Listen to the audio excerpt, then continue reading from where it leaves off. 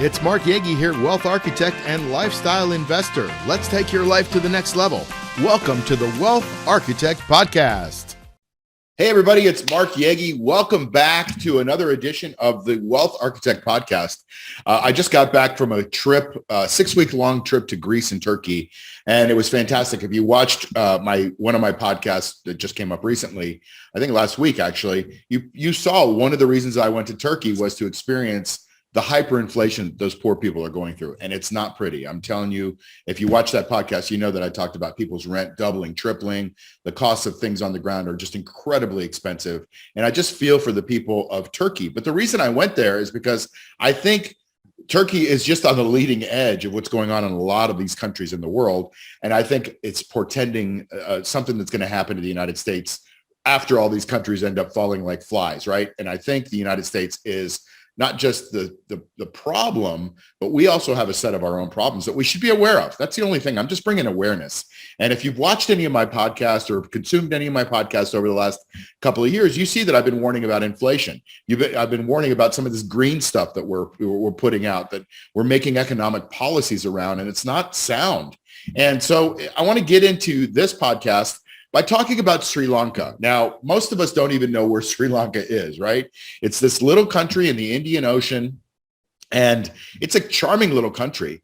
But the problem is now they are undergoing some major political strife, economic strife.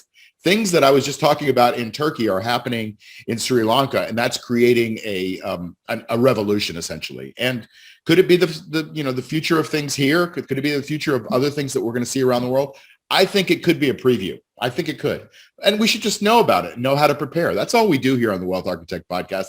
We talk about the problems in the world, but we also start to think about maybe some of the solutions if those problems occur. If they don't, great, So let's talk about Sri Lanka. So like I said, they're undergoing this political strife.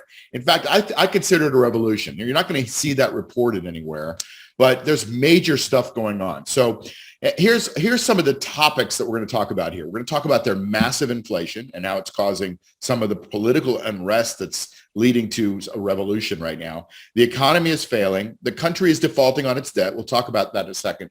People are essentially hungry. There's a poverty level rising. Fuel costs are rising. Sound familiar? Medicines are becoming scarce. This is something that we should look at, guys. Their daily power blackouts. You heard of that going on anywhere around you? Citizens are storming. They're protesting all over the place. The president has resigned, and there's massive economic destruction. That's really the underlying foundation of all this. So, I was interested in Sri Lanka before, but then I saw the people protest. And those protests have gotten they're not violent, mostly peaceful protests we hear all the time. They're certainly noteworthy. So the people stormed the presidential palace, right? Where this guy Goto, he's got a very long last name, so they just call him Gota, I guess. And they stormed his house. Now he's got this beautiful palace that he lives in. It's this presidential palace. People were like swimming in his pool and going through his drawers. They didn't burn it down. They didn't do anything like that you would expect during a revolution, but they were sending a message. And then they stormed the government buildings. And just recently, in the last day or two, they stormed the central bank, which is really the cause of all these problems, is the political factions letting the central banks of Sri Lanka destroy the economy. So it's not just the politicians who are certainly responsible for a lot of the destruction, but it's the central banks. It's the printing of the money. As I always warn, you can't get something for nothing. He resigned. He resigned because he's like, I don't want people coming and swimming in my pool, and people don't like me anymore. And he's done a crappy job. And he's just made blunder after blunder after blunder. Politicians should not be in charge of economics, right? Very few politicians have any business experience. So why do we put them in charge of economics? And if you put them in charge of economics, that's the number one thing in your country that's going to create strife if you don't get it right. What are some of the issues? Well, let's talk about the politics issue, the policy issues, some of the debt issues, and the outside country issues. So let's start with policy. So there has been a mismanagement of the country just from almost anything you can look at, right? And I'm only going to pick out a couple of things, but let's start with this. Imports exceed exports. So if you have to send money out to buy things to bring it in the country, that's a problem. That's why the people always talk about the trade deficit. So if you're a net importer, you end up spending your money to get goods and services. Now, that's a consumption economy, essentially, but it's also a production economy. Like in Turkey's case, they need raw materials from overseas. So they have to pay for those raw materials in dollars. That's the reserve currency of the world. So when you pay for the raw materials in dollars, you get raw materials. And then essentially they manufacture them, put some value out on top of it and export them and hopefully get those dollars back. Problem is, those dollars aren't coming back in dollars. They're coming back in rupees. They're coming back in their currency. And so those are devaluing, which is devaluing the country. And, they're trying to get dollars back in the country, but like things are starting to fail. They spend more than they make, right? Instead of cutting back, like if you have a high credit card bill, do you go out and spend more money the next month? Well, maybe you do, maybe you don't. Hopefully you don't. You cut back on your expenses. That's what normal people in normal countries do. It's like, well, I guess we're spending too much. Now we can't handle what we're spending and we're not getting the return on what we're spending. We better cut back. Nope. They didn't cut back. They kept spending more. They've got massive trade deficits and they've got massive budget deficits. So they just keep, throwing money at the problem, which long-term doesn't work. Short-term, it's just basically kicking the can down the road. And now the road is like dead ending. So they've been running these massive trade deficits where they're exporting less than they're importing. And they're running these budget deficits. They're spending more than they have. And they're continuing to do it to buy votes. We'll talk about that in a second too. And this movement to the green energy thing, it's like ridiculous. Like people, they cut off their nose to spite their face to go green. Now, green is a great thing to do. Look, I used to be in the solar business. There's nobody more green than I am, but you can't just say, okay, tomorrow we're going to be green. We're going to go all to solar and wind, which also have their own non-green issues, attached to them, but nobody talks about those, right? A windmill needs like huge amounts of oil to be able to turn, and then you have to replace that oil like every 700 hours. So they need oil too in the windmills, right? You don't think about this stuff. So this movement to green has really been expensive without the return that they thought they would get. In fact, the ESG, the environmental, social, and governance rating of Sri Lanka is a 98 out of 100. I mean, that's like an A plus. At least I got an A plus when I got a 98 on my tests. And so they get an A plus rating when it comes to being a green country and doing all the right things and being green. Well, that certainly ain't helping them. In fact, it's costing them money. They put money into that green infrastructure, and we'll talk about what they just did to the farmers. So it's horrible what this green movement has done. So enough on that. You'll start to put together your own picture. You can pick and choose what you want to believe here, what you want to believe in here. That's fine. So what are some of the policy results? Well, there's been a doubling down of debt. Their debt to GDP ratio has now gone up over 120%, right? The United States is right around that same price or that same ratio, by the way, just so you know. And they got this guy Goda elected in office in 2019. He had a tax cut agenda. Now, tax cuts, I believe in tax cuts because it's supposed to spur velocity of money. And when you get people moving money around, economies go up. That's what happened in the Reagan tax cuts. That's what's happened time and again when you do tax cuts right. Now, you can do tax cuts wrong. And basically, if you do tax cuts wrong in a crappy economy where nobody believes in it, then the velocity of money doesn't change. And tax cuts really aren't worth anything because what they do is they bring in less revenue to the government, undermining all the problems that you had before. And so they had a tax cut agenda to buy votes from the right factions to get elected. And he got elected with 52% of the vote, which is not a huge majority. And that's the problem with democracy is you get the 2% running, what the rest of the country doesn't really believe in. Anyway, he got elected. And since he never cut spending, we're going to cut taxes, but we're not going to cut spending. Like if you don't cut spending and you have less tax revenue coming in, it doesn't take a genius to realize that you're going to create more of a deficit. And that's what they did. So what did they do? They had to print more money and create even more debt. Sound familiar? I keep saying that. And so now the debt was downgraded. People from the outside are like, well, I used to want to loan Sri Lanka money, but like they're not cutting their debt. They're not doing any kind of austerity. They're actually increasing their spending, even though they're bringing in less money. Like it doesn't take a genius to say, I'm not going to put my money there. That's pretty risky, right? And so they pulled their money back. They're like not giving them any more money, which downgraded their debt even further. And then what they did because of this green craziness is they said, fertilizers are bad for the environment. And so we're going to ban fertilizers coming from overseas.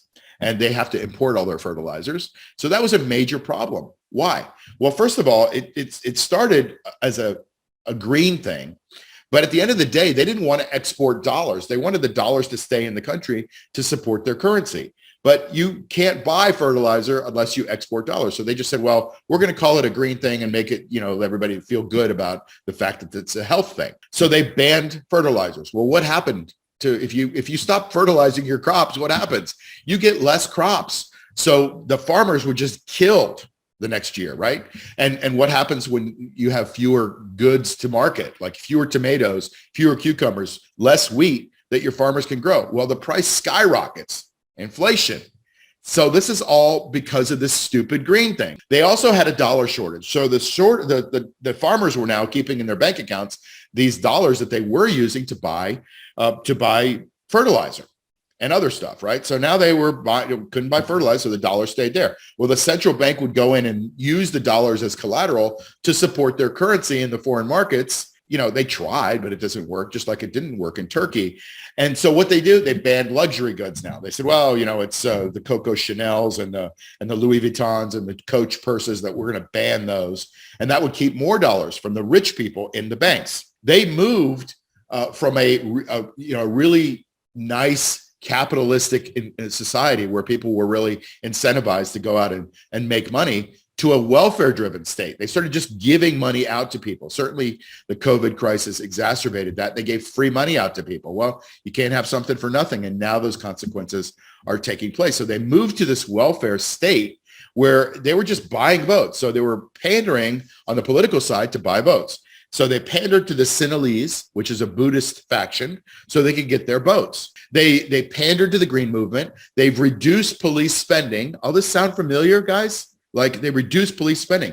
What happened when they reduced police spending? Well, they had the Easter bombings in 2021, I think. Now people are like, well, I don't want to go to Sri Lanka. Like the tourism money dropped. They aligned with China then, because China's like, oh, we got a little problem over there with Sri Lanka, just like they've been doing with all these other economies in the world.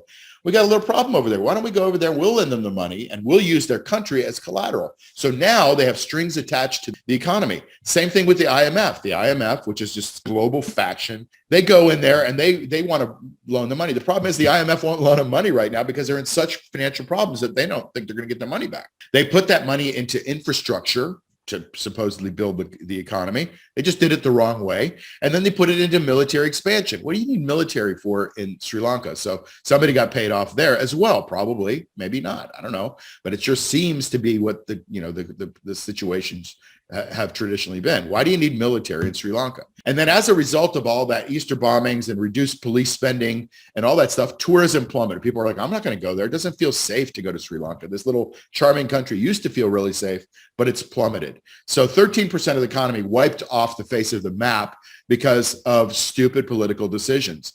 And then the foreign currencies continue to be the problem. Here are some of the results from the politics and those policies. No money is being loaned to Sri Lanka right now. You wouldn't want to loan money to a country that's failing, and that's certainly being played out. They can't really borrow from the IMF. They've tapped China out, so now they're turning around to their neighbors at high interest rates like Bangladesh and India and borrowing some money from them. But it's not going to do any good. They're just getting into more debt. Like you can't finance your way out of the problem with the same thing that got you into the problem. It's just stupid. Okay, so the central bank then devalued the currency. They said, well, our currency is really sucking wind on the foreign markets. Let's just devalue the currency. We can maybe bring in more money and start selling some of our exports. The problem with that is that people's purchasing power dropped, okay, which is inflation, right? We know that inflation is bad. It sucks to pay double at the pump. It sucks to pay twice as much for a tomato that you paid last year, or for beef or chicken or whatever it is, right? The official rate of inflation is 30.2%, but like the unofficial rate, the real rate, the people's rate is about 96%. Things are going up almost double because people are losing faith in Sri Lanka, and because their currency on purpose is being devalued. So the currency value itself has dropped by 32% just in 2022 alone. Horrible, horrible stuff. So this is all leading to economic disaster. That's why we're here on the Wealth Architect podcast. If you're still with me, I've built a long case about what the heck is going on there. And it all comes down not to religious problems, not to other, people invading. It comes down to economic disaster from within. And these are the people that voted these people into office, right? You can't blame the politicians when you're the ones who voted for them, right? So the people kind of are getting what they deserve, but the politicians are, what politicians have always done. They lie to the people, they get elected, and then they get corrupt. Here's what we got. We've got increasing debt, soaring inflation, currency is being devalued, foreign reserves are dropping, and they're spending money on stupid, unproductive things. Like, if that isn't a formula for economic disaster, I don't know what is. Now, by the way, does that sound familiar at all? Like, they're increasing their debt. Their inflation is soaring. Their currency is being devalued. Well, that's not happening in the dollar right now. The dollar is actually the strongest game in town. But even in the land of the blind, the one-eyed man is king, right? And so there's a currency devaluation going on in that currency with respect to the dollar, but their foreign reserves are dropping. So their money is going out of the country, and they don't have that money to be able to trade with. And they're spending on stupid, underproductive things like this green movement. When you put all of that stuff together, economies are measured on productivity. They're measured on productivity and energy. Think back 150, 200 years.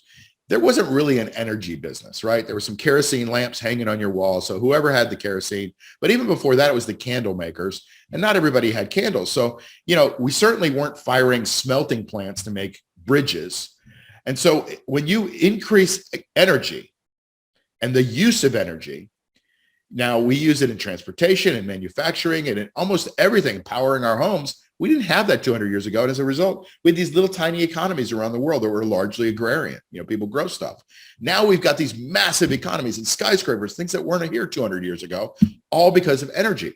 But you can't sustain the costs of those things unless you're productive. So when you give people free money, when you give people free things to buy votes, when you give defense contractors favors because you want to buy their votes or they're your buddy or whatever, like, things start to crumble. And so if you don't have productivity in the world, in an economy, in your home, you can't sustain it. Like, it's so obvious to me, and I hope it is to you. So now the dire consequences are coming home to roost for the Sri Lankans. And I'll wrap this up by saying, there's massive poverty and starvation.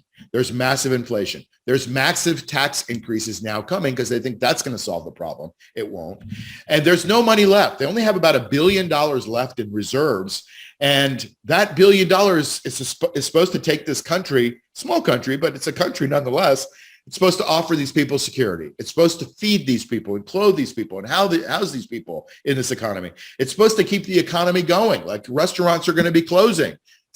More and more stuff is going to fail, and they're going to repay their loans so they can get more money. Well, they've already defaulted on their loans. They've got $8.6 billion due in loans this year. They've defaulted on that, or they will. They've said they will. And they need nearly $30 billion just to save this economy. So they're only left with the amount of money that, say, Tom Brady has as a net worth, right, for this entire country. Like, Tom Brady could go in and stand next to them and double the amount of reserves that they have if he had it all in cash, right? And, maybe it's Tom Brady is the savior because he can't do a worse job than what they're doing now. All right. So what is this all leading to? Well, it's a preview possibly of what's going to happen. Certainly, like I've been telling you, other countries are going through this. Turkey is going through it. I witnessed it firsthand. Sri Lanka is going through it. Argentina is going through it. Venezuela has gone through it and continuing to go through it. Japan is the new one. Like, look out for Japan, the number 3 economy, or number 4, whatever they are in the world. I think they're number 3. And they're failing because they've been doing this printing money thing for so long. And you start to add Ecuador, and you start to add all these other countries that are failing against the dollar because the dollar has been the reserve currency. And what happens? Let me give you some results or solutions. What happens? Well, the dollar is continuing to be the world's reserve currency, but Putin is undermining that. And Putin and China are getting together, and Putin and China and Iran are getting together, and they're creating this faction that right now we don't see. It's a threat, right? It's all of this Putin and Ukraine thing. But now he's got the strings, and he's controlling the economy. And so he's controlling Europe's problems, right? He's controlling their energy. He's controlling their food costs. Energy has gone up 700% because Europe has made this decision to go off of nuclear, which is a very clean fuel, by the way. They deemed it dirty. Now they've deemed it clean again because they need it. But what has happened? The pendulum swung the other way. Germany did this green stuff from 2004 on, and they became a net producer of solar energy. Yay, go Germany. We don't want to have that nuclear, so let's do solar and wind. The problem is it's Germany. Like, the sun doesn't shine that much. I mean, it shines enough to make them really competitive in the solar business, but you can't fire up a smelting plant with solar energy. You need gas, you need hydrocarbons. And so they said, oh, that's okay, we'll get it from Russia. Well, what's just happened in 2022? Russia's basically said, we got you now. You shut down your nuclear. You shut down all this non-green stuff so you can go green, and now you need energy. Well, you know what our energy is going to cost you? 700% more. It's gone up 7 times, natural gas. What's that going to do to the European economies? It's going to crush them. And that's why the euro is getting crushed itself right now. So maybe even European countries are going to be seeing the wrath of this, especially the ones that are kind of the problem children, like Italy, maybe Greece and Spain. Like, there's major problems going on in the world. So what can you do? Well, if the world is going away, and I think that this will happen, the dollar is strong right now just because they're relatively strong. It's not because they're really strong and everybody loves the dollar. We don't have a clean house either. So eventually people will see this farce and they'll go, maybe we could use something different than the dollar. So Russia and China are creating their own basic trading currency. They'll probably end up using the renminbi, the yuan over in China, or they'll create kind of a mixed rainbow currency of those things. Or what I think is happening, you're seeing Russia start to move toward Bitcoin. I know it's crazy, but it's the first time in our history that we've created anything to compete with some of this money printing that these economies are doing. First time. And because, in the past, it was always gold. Well, we'll just go back to gold. Then we eventually go off the gold standard. We print more money. And people start to realize that that's pretty cool for a while. And then when you can't print anymore to finance your wars, then the economies collapse. It happens. I've studied 700 currencies. Happened every time. We still have a couple left that are still hanging in there, but the dollar's lost 98.5% of its value, 99%, depending on when you start, in the last 100 or so years. So we've already defaulted on our debt. We're just printing money now at a faster and faster rate. I don't care what the Fed says. So things are going to Bitcoin, I think, because Bitcoin is digital gold. You can't make any more Bitcoin. There's a limit on it. 21 million Bitcoin will ever be made. And you can transport it. You can trade with it. You can do a lot of things that you couldn't do with gold electronically now, right? So it's taken gold, which used to be the world's reserve, currency, let's call it, and it's replaced it with an electronic version of gold. So that's where I think it's going. But the bottom line is, if you're still with me, thank you for being here, because I know I took a long time to build this case. But the bottom line is, if you continue to be irresponsible by electing irresponsible politicians who control your economy, you're going to end up with irresponsible results. You're going to end up with poverty. You're starting to see food shortages in some places here in the West. You're going to end up with inflation. You're going to end up with massive tax increases. Let's go after the rich, the people that actually create the jobs. You can dispute that all you want, but I'm studying history and I see this is what happens over history. And so at the end of the day, if you don't prepare by putting yourself in assets that can hedge inflation, if you don't prepare by structuring your taxes so that you're not hit with these huge tax increases, if you don't prepare by investing in things maybe like Bitcoin or something else that's going to be a store of value, or maybe even a currency, or at least it will be part of the solution. I'm not saying Bitcoin is the only solution. I think it is part of the solution. Then you're just sitting here waiting for things to happen. And then you're going to be like these poor Sri Lankan people that didn't prepare. And they're like, well, we put all these people in charge and they didn't take care of us, but now it's too late. We lost our net worth. We lost our business. We were paying these huge high prices. We have to, send our money overseas just to make sure that it's saved.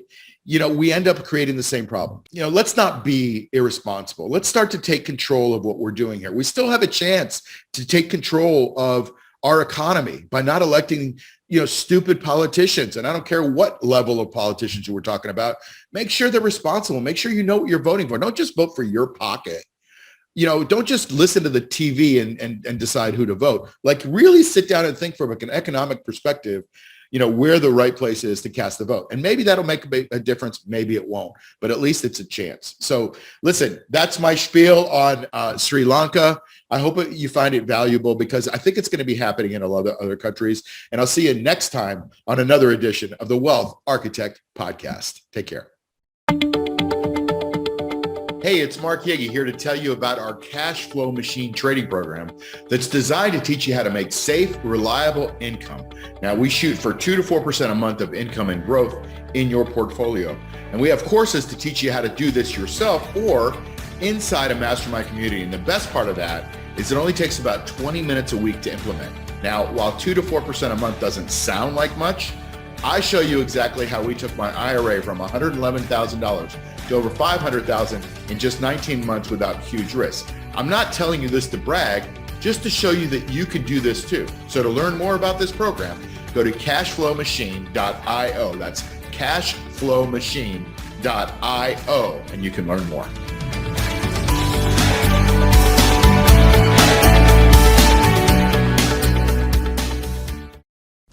You've been listening to the Wealth Architect Podcast with Mark Yegge.